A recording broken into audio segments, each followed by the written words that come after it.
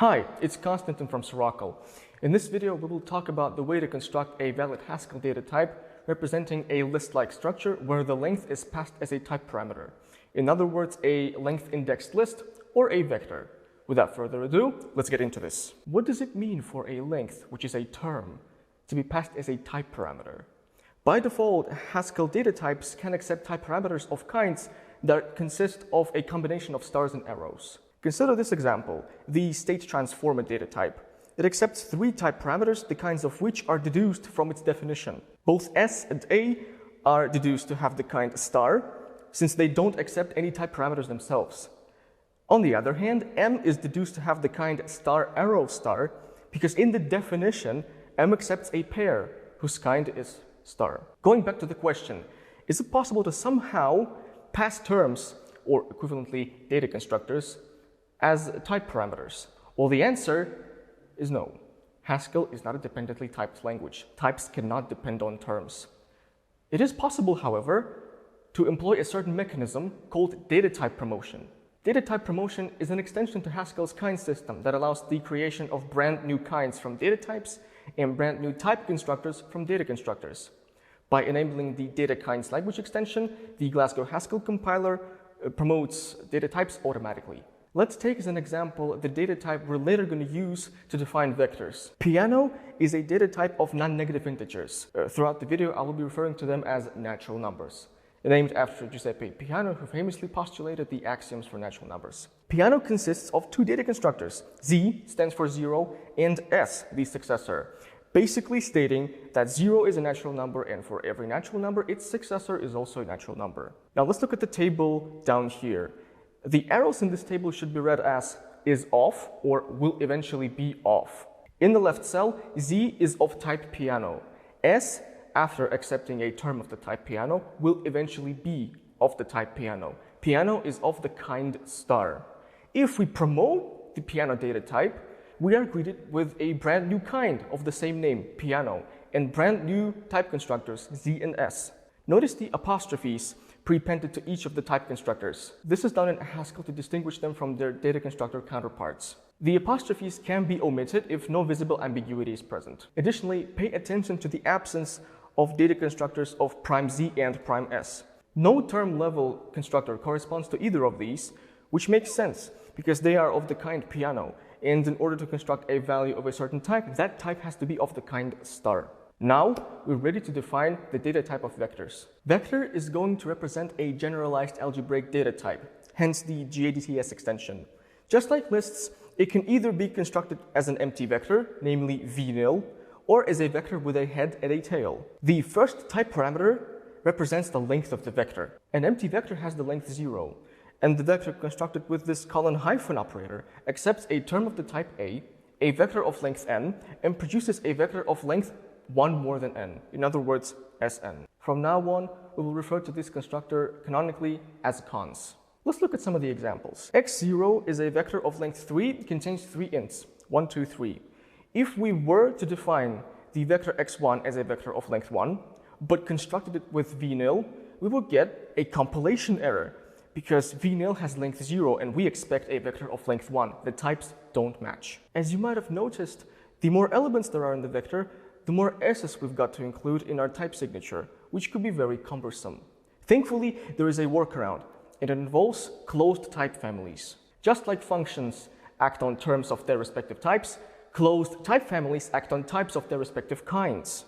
They can be enabled with the type families language extension. The following example demonstrates the differences in syntax.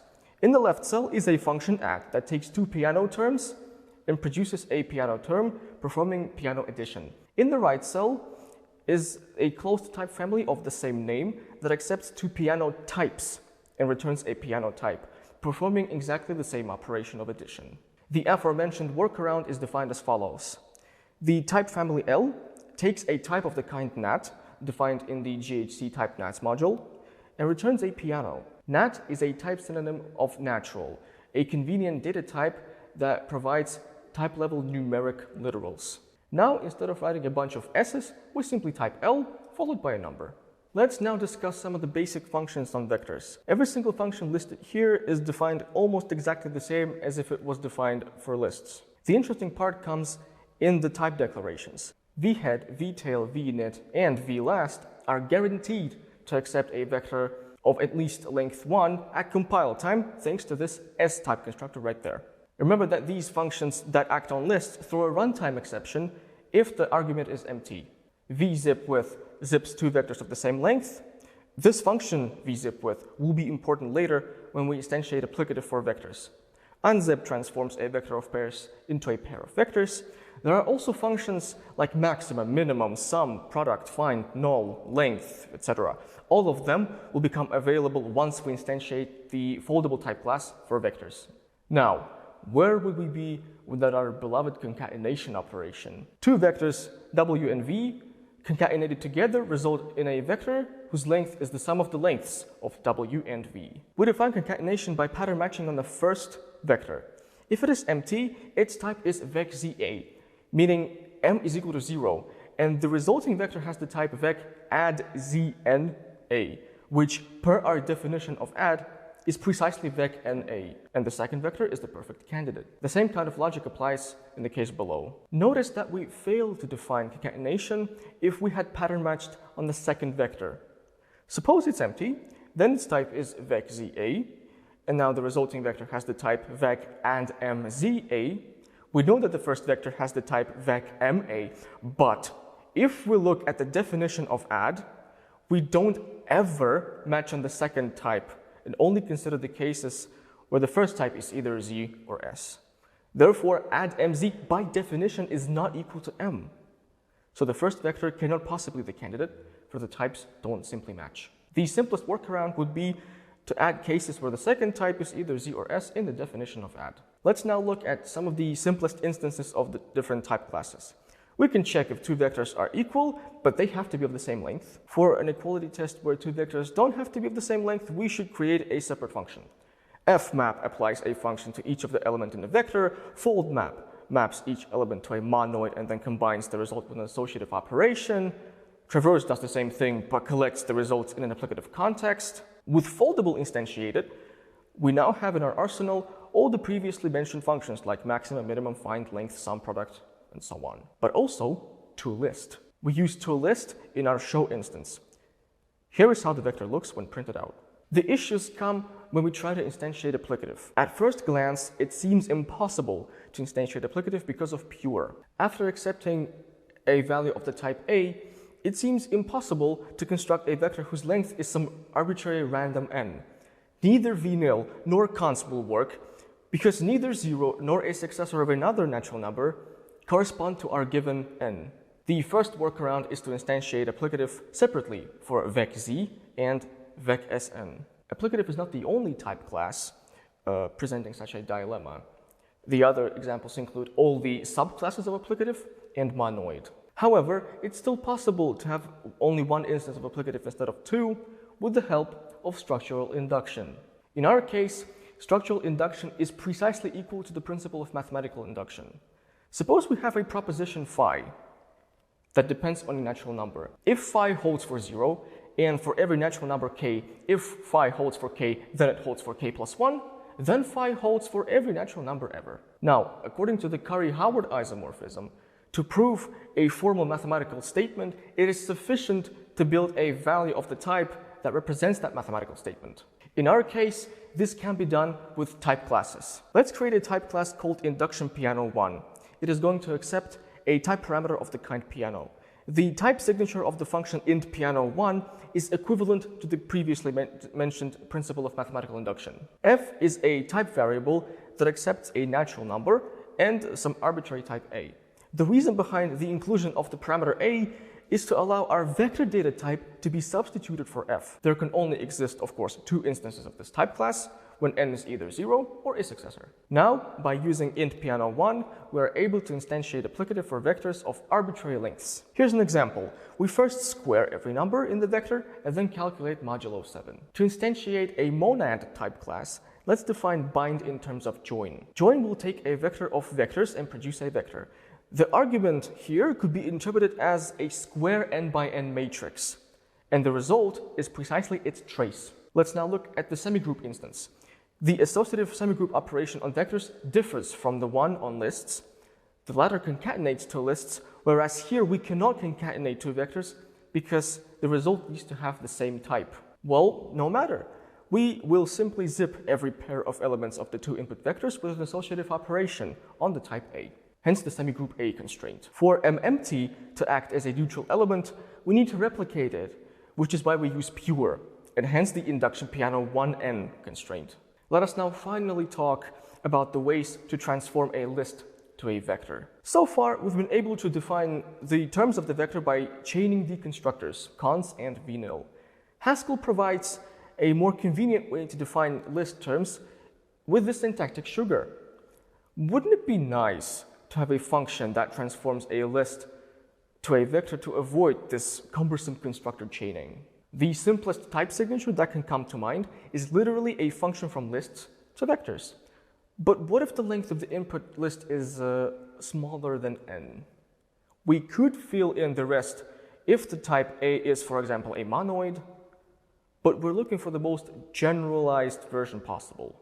Moreover, if the length is indeed smaller than n, we do not want this function to throw a runtime exception. Now, let's wrap the vector in the maybe context and explicitly declare that the first type parameter is a natural number.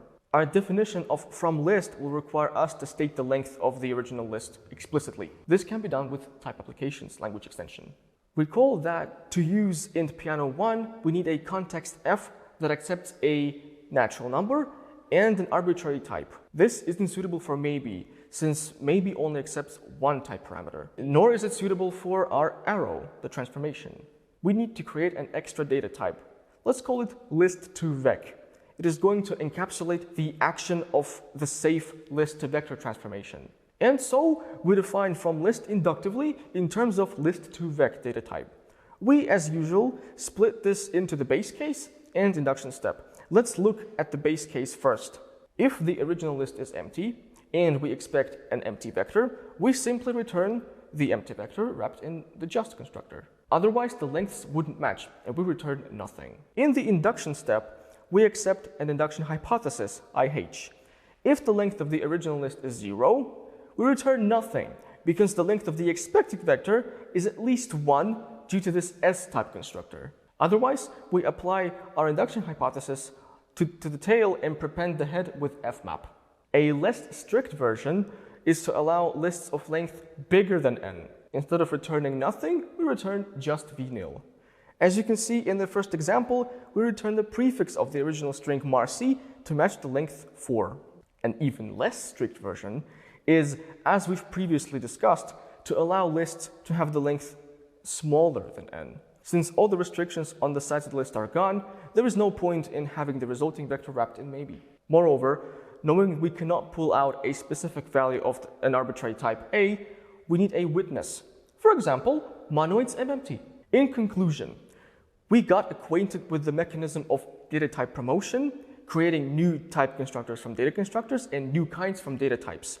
With this, we were able to create a data type of length indexed vectors, functions on vectors, and some simple type class instances. Next, we've discovered that closed type families are in a sense similar to functions, except the former act on types and the latter act on terms. The concatenation of two vectors implied its length to be the sum of the lengths of the two vectors. And since the length is passed as a type argument, we needed to implement the logic of adding two type-level natural numbers, which is done with a closed type family. And finally, type-level structural induction makes it possible to construct a value of a type that accepts an arbitrary promoted type as a parameter. Consider the kind bool with its type constructors true and false, and the proposition f that depends on that bool. If both f true and f false hold, then for every Boolean type b, fb holds as well. We have demonstrated a similar logic with structural induction when we've defined the induction piano 1 type class. Thank you for watching. If you happen to have gained something useful out of this lecture, consider subscribing to the channel and clicking the notification sign. Also consider checking out the Haskell library for length indexed vectors by Oleg Grenris. The link will be in the description as well. Later.